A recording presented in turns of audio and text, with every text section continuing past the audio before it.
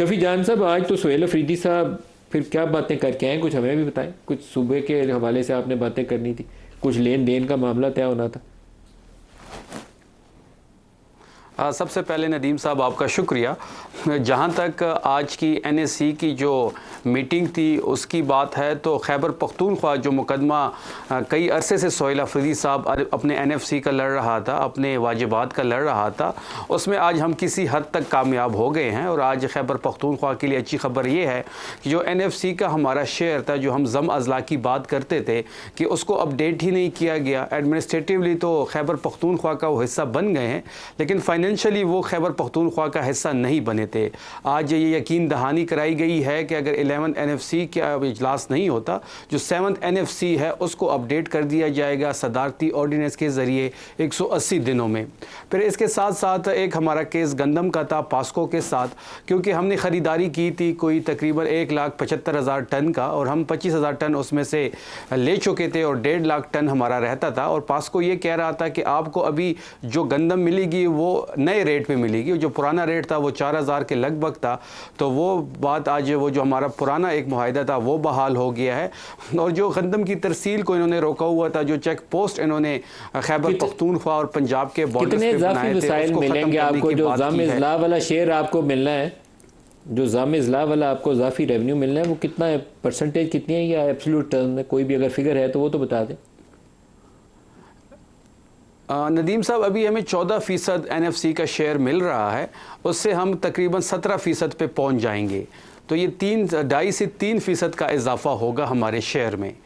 फिर इसके साथ साथ आपने देखा होगा कि NHA की एक हमारा इशू था कि पाकिस्तान का सबसे बड़ा बस टर्मिनल हम बना चुके हैं और वो तकरीबन तैयार भी है, और कुछ दिनों में CM अफरीदी साहब उसका इफ्तिताह भी करेंगे।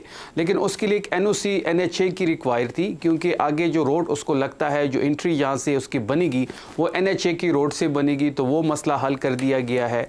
फिर इसके साथ साथ जो हमारा करंट साइट पे एलोकेशन था मर्ज एरियाज़ का, उस पर बात हुई। तो आज सूबे के हुकूक के हवाले से एक बहुत पॉजिटिव रही ये आज की मुलाकात। शफी जान साहब, जो इस वक्त सबसे बड़ा मसला है जिसमें PTI को, पीपल्स पार्टी को, PMLN को, वो सारों को हाथ मिलाना चाहिए, वो एक आम आदमी की ज़िंदगी की हालत है। महंगाई बेपनाह है, इन्फ्लेशन किसी ज़माने में 40% पे चली गई थी, उससे कम भी आ गई है, तो हम डबल डिजिट के अभी भी करीब चले गए हैं दोबारा मई में। तो ये वरी सम है, लो ग्रोथ हाई इन्फ्लेशन, जिसमें लोगों के पास इकनॉमिक अपॉर्चुनिटीज़ नहीं है। और ये जो ग्रोथ का भी नंबर है, पता नहीं कैसे निकालते हैं, मैं उस पर बहुत ज़्यादा कन्विंस नहीं हूँ।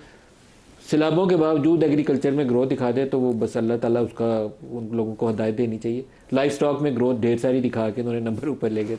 तो कुछ ऐसा तरीका अपनाना चाहिए कि लोगों की ज़िंदगियों में कुछ तो बेहतरी आ जाए, किसी की कोशिश से आए, लेकिन आप सारे मिलकर कुछ कंट्रीब्यूट करें इस काम में। देखिए नदीम साहब मुसद्दिक साहब भी हुए हैं और बड़ा रिस्पेक्ट है उनके लिए, लेकिन अभी भी बजट के इशू पे गवर्नमेंट की साइड जो है वो क्लियर नहीं है। पहले इन्होंने 5 की तारीख दी, फिर 10 तारीख दी गई है, और अब 12 की तारीख ये कह रहे हैं।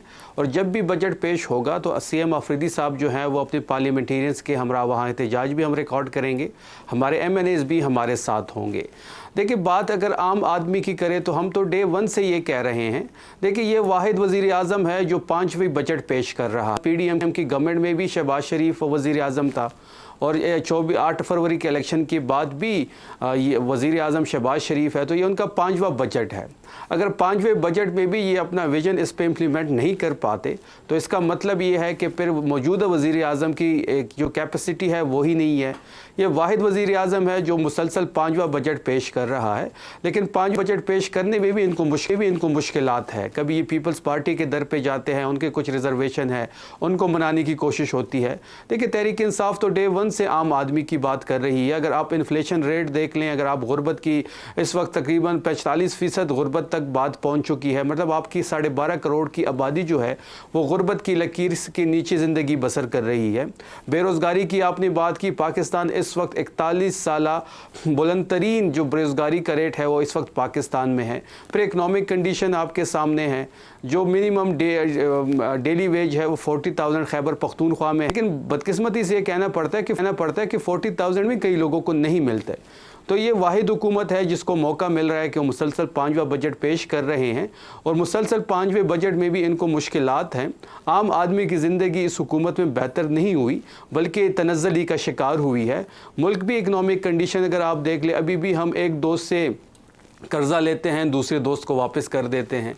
ये कहते थे कि हमने सिफारतकारी में बड़ी कामयाबियां हासिल कर ली, लेकिन आपको अभी भी पिछले दिनों आपको याद होगा कि हमारे दोस्त मुल्क हमसे कर्ज़ा वापस मांग रहे थे, फिर हमने किसी एक दोस्त मुल्क से कर्ज़ा लेके दूसरे दोस्त मुल्क को दिया। अगर ये सिफारतकारी कामयाब है तो फिर इनको मुबारक हो।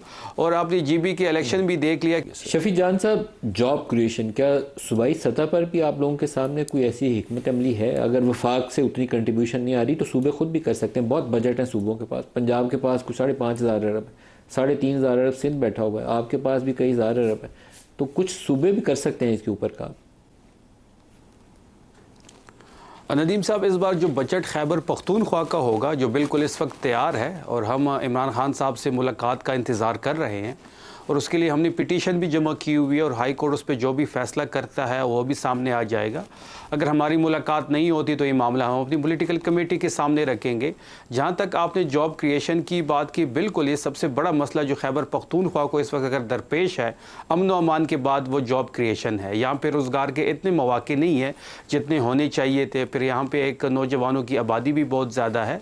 हमने पहली बात जब ये जम अजला की थी तब भी CM अफरीदी साहब की स्टेटमेंट जो है वो ऑन रिकॉर्ड पड़ी है कि अगर हमें ये पैसे बर वक्त मिलते तो हम फाटा में, जो कि साबका फाटा है, उसमें हम जॉब क्रिएशन के लिए काफ़ी जो है स्टेप्स ले सकते थे, हम वहाँ पे इंडस्ट्रीज़ लगा सकते थे। लेकिन बदकिस्मती से वो पैसे हमें नहीं मिले। लेकिन अभी जो सूबों के पास, आपकी बात बिल्कुल दुरुस्त है कि फ़ेडरल के मुकाबले में सूबों के पास पैसा भी ज़्यादा है, और 18 अमेंडमेंट के बाद ज़्यादातर पावर भी सूबों के पास है, फाइनेंशियली भी पावर भी ज़्यादा है। तो उस पर खैबर पख्तूनख्वा की हुकूमत इस बार एम्फसाइज़ कर रही है, और जब हमारा बजट आएगा तो उसमें एक हम ख़ास पोर्शन अपने नौजवानों के रोज़गार के लिए रख रहे हैं, जिसकी इम्प्लीमेंटेशन अफरीदी साहब खुद बड़ा क्लोजली मॉनिटर करेंगे।